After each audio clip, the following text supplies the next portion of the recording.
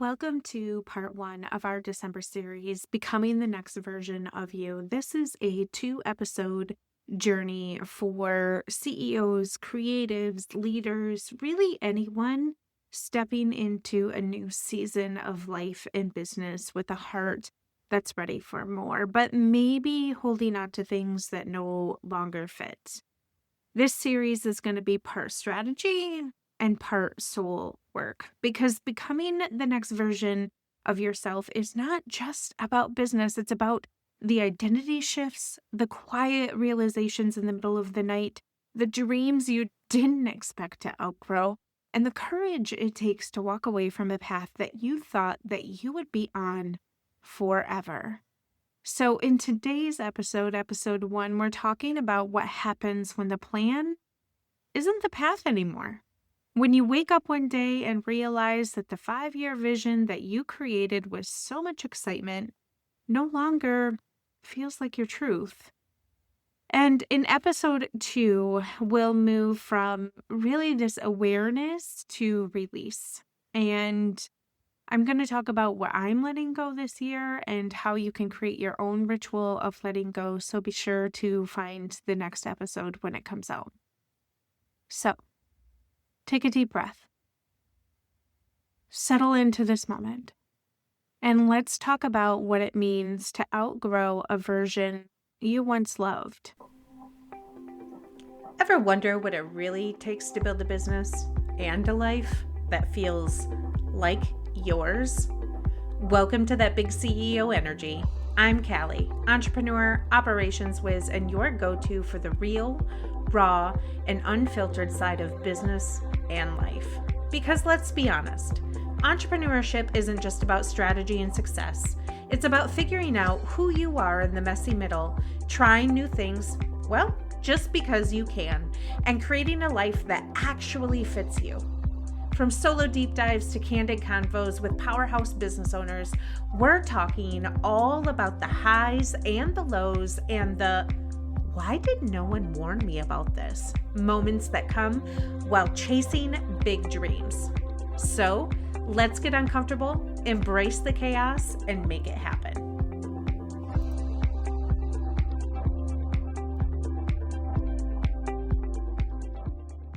Okay, let's be honest.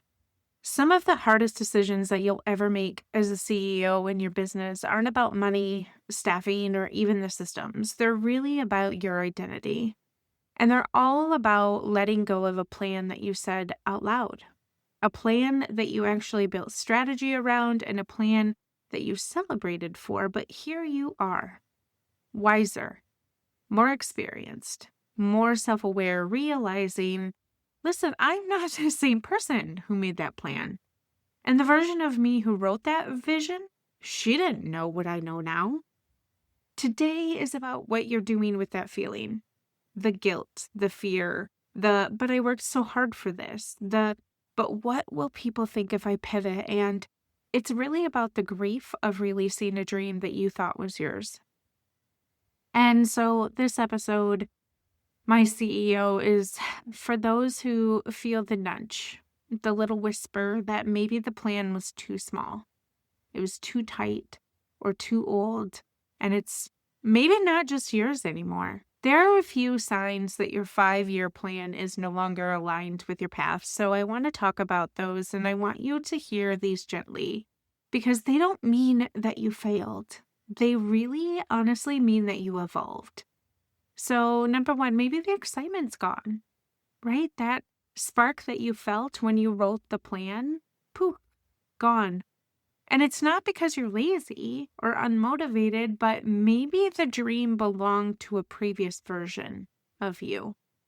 Number 2 is maybe like you feel resistance doing the work that gets you there. If every time you sit down at your desk or sit down at the notebook, whatever it is, it's not just the normal resistance, but the soul level heaviness where you just know that this work is not aligned with who you are. And what's really, really crazy is that your body knows before your brain even does. And so maybe it looks like number 3, where like you're craving something different, but you can't articulate it. You can't explain it. And So you feel the pull, you feel the shift, you feel the restlessness, but there's really no language for it. And number 4, maybe your values or circumstances have changed. Like life happens. Life has happened. And maybe you grew or are growing. And so this vision that you put together at the start of this year or a few years ago, whatever that looks like for you, maybe that vision didn't grow with you.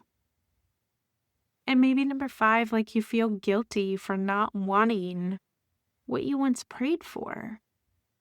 And this one is big because I feel like when we sit down and we pray, right? We pray for the vision that we put out and we pray for our heart's desires. And that is a good thing to do. That is a really good thing to do. And then the answers never come. And then you start to wonder, is it because I'm doing something wrong? But maybe it's you're not supposed to be on that path. And so sometimes it shows up as guilt.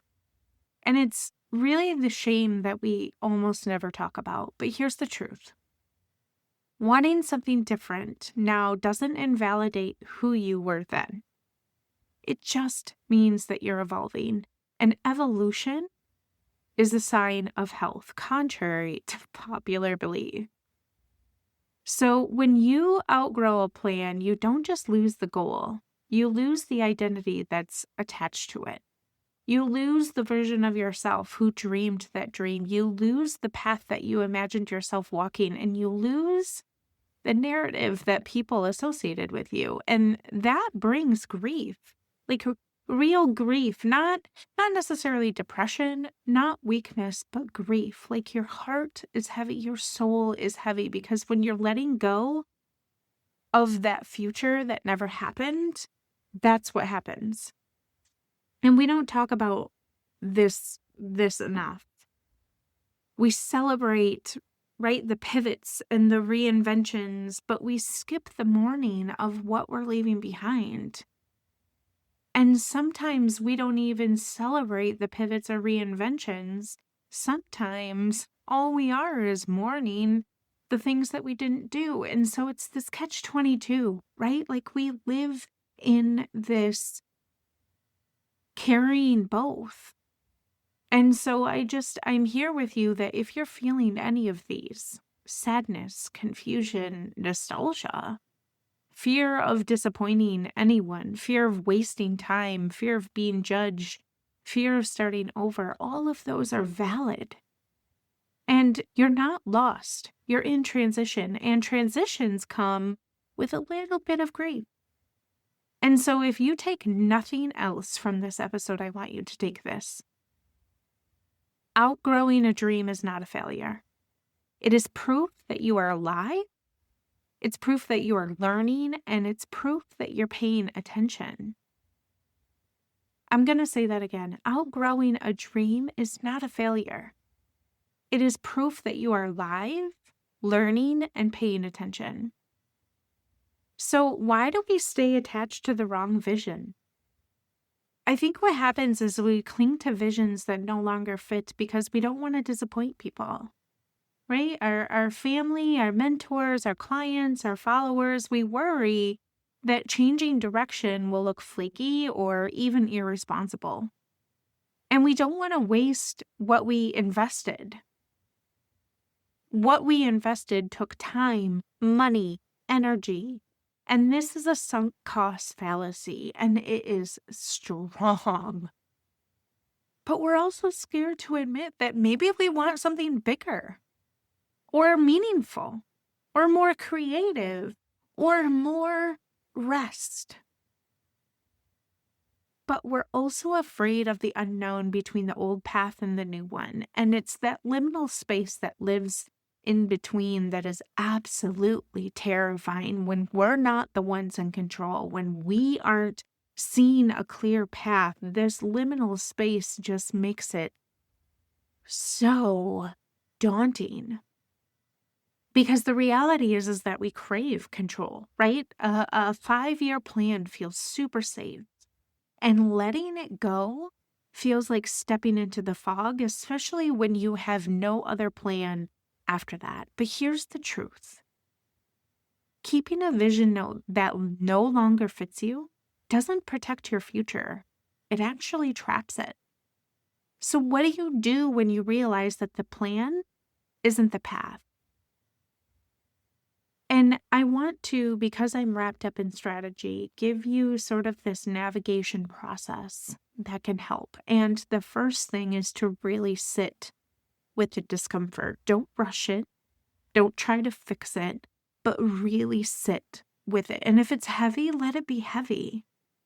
But your next vision needs room to emerge, and it can't do that unless you acknowledge the discomfort that you have, you sit with it, and then you can bid it farewell. But we're not going to replace it in 24 hours. I want you to really let the dust settle.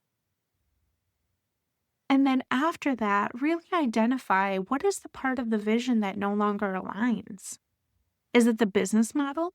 Is it your lifestyle? Is it your identity? Is it the pace in which things are moving? Is it really like the commitment that you have to what it is that you're doing? And maybe it's the revenue structure. But maybe it's also, I don't know, the way that you're delivering your work. But finding the mismatch and identifying what that is super helpful. And then I want you to put a name to what you do want now. Not a full plan, just maybe preferences, desires, themes, and maybe ask yourself, what feels expansive? What feels heavy? What would feel like ease? What would feel like growth? And what version of me am I becoming? And then reevaluate who you are now. You are wiser, you're more self-aware, you're more experienced, you're more healed, and girlfriend, you are more brave. Your new vision should reflect your evolution, not your past limitations. But most of all, tell yourself the truth about what you're afraid of. Say it. Say it out loud. Write it down. Because fear loses power when it's named. When you give it a name and you no longer allow it to drive your bus, that's power. And maybe you build a bridge season. It's this time between old vision and new vision. It's a season of exploration, refinement, experimentation, right? A bridge season basically protects you from impulsive pivots and rush decisions, so we're not ending up right back here. And then ask yourself, what identity am I shedding? What identity am I stepping into? This is the real shift. Always. Give yourself permission fully. Permission to pivot, permission to stop, permission to choose differently, permission to expand, permission to start over. You are the CEO of your life, and you get to write the plan.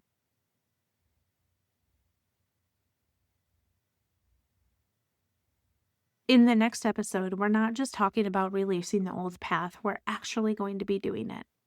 So we're going to walk through a powerful guided release ceremony. And so if episode 1 helped you realize something that you've been avoiding, episode 2 will help you put it down gently and walk into the new year with open hands. You don't have to drag an old dream into your new season. You get to step forward light. Thank you for spending this time with me today. And I want you to take this week to notice what feels aligned, what feels heavy, what feels like a version of you that's already in the rearview mirror. Friend, you are not behind. You are not lost. You are becoming. I'll see you in part 2. Hey friend, thanks for hanging out with me today. If something in this episode clicked for you, I want you to shoot me a DM over on Instagram. The link is in the show notes. Let's chat about how you're making the messy middle work for you. If you loved what you heard, would you mind sharing this episode with a friend who needs to hear it too? And drop a quick review if you don't mind. It helps get the word out, and I appreciate it more than you know. Catch you in the next one.